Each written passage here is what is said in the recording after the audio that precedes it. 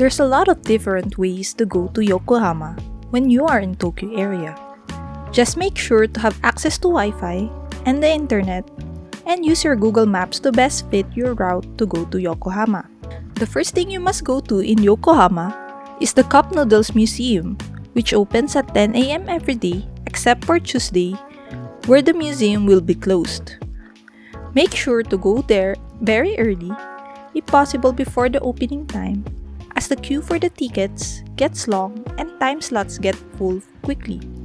Get off at the Minato Mirai station in Yokohama and exit via the Queen Square exit. You will see the Cosmo Clock 21 Ferris wheel on your right and go straight towards that.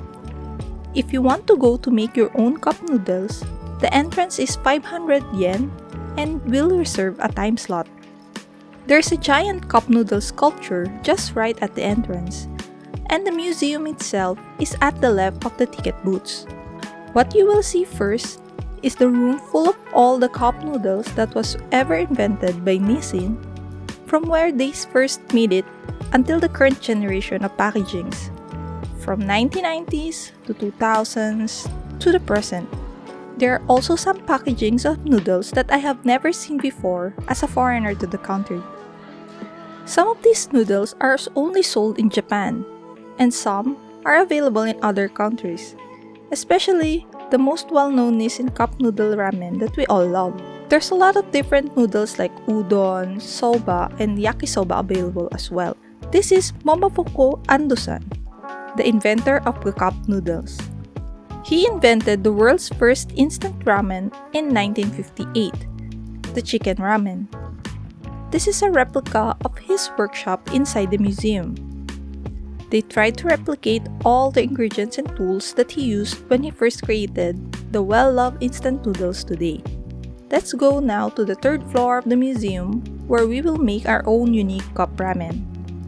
There's a lot of people in the factory and I can't wait to make my own cup noodles. The first thing you will see when you enter is a vending machine of cup noodle containers. You can only get 1 cup per person.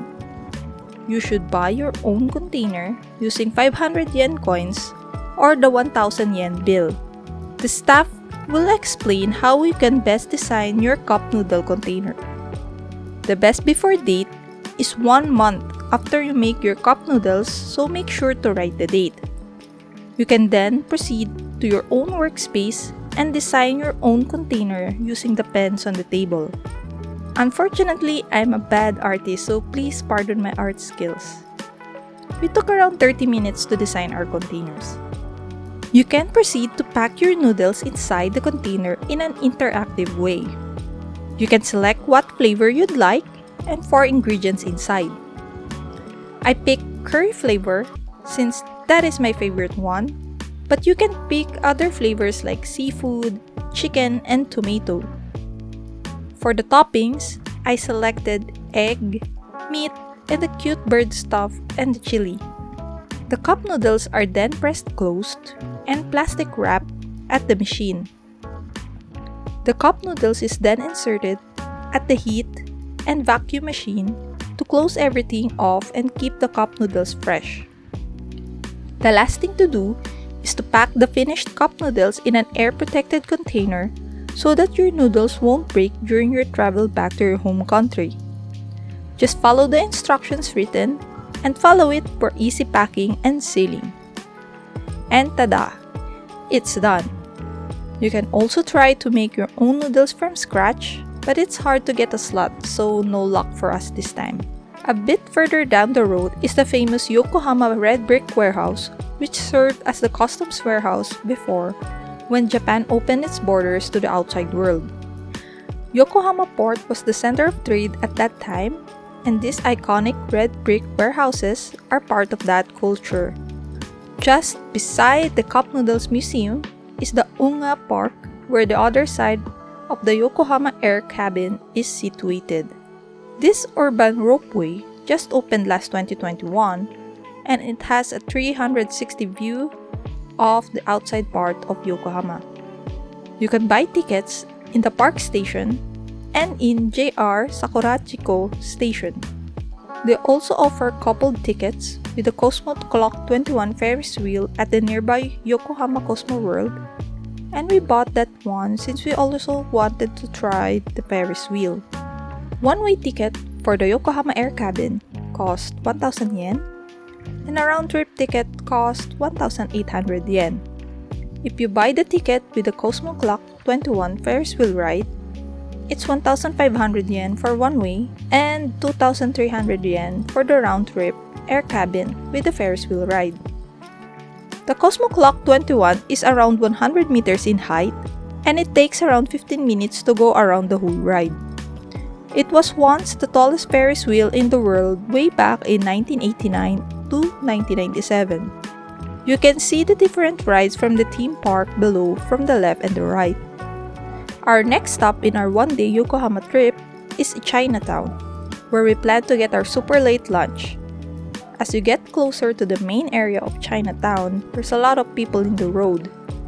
It might not help that it's a Saturday when we went to Yokohama. If you want less people, you may want to go on a weekday instead. We were super hungry, so we went to an authentic award-winning restaurant that served biang noodles. You can search it on Google as Yokohama Chinatown Langzhou Beef Noodles Eastern Delicacy. As soon as you enter, you can already see a lot of autographed shikis hanging in the wall. We ordered the beef biang noodles and xiaolongbao. The smell of the beef noodles is so delicious, and the beans, sprouts, and onions makes it so much better. The beef is so tender and delicious, and the noodles are so springy. I also put a lot of chili sauce since I love spicy food. Next is the xiaolongbao or soup dumplings. Just put a good combination of Chinese soy sauce and Chinese vinegar, and you will get the perfect sauce for the dumpling. We went last year when the Gundam factory was still there in Yokohama. And because there's a lot of people in the main Chinatown, we just decided to go there. Before we got there, we saw these amazing ginkgo trees in full bloom.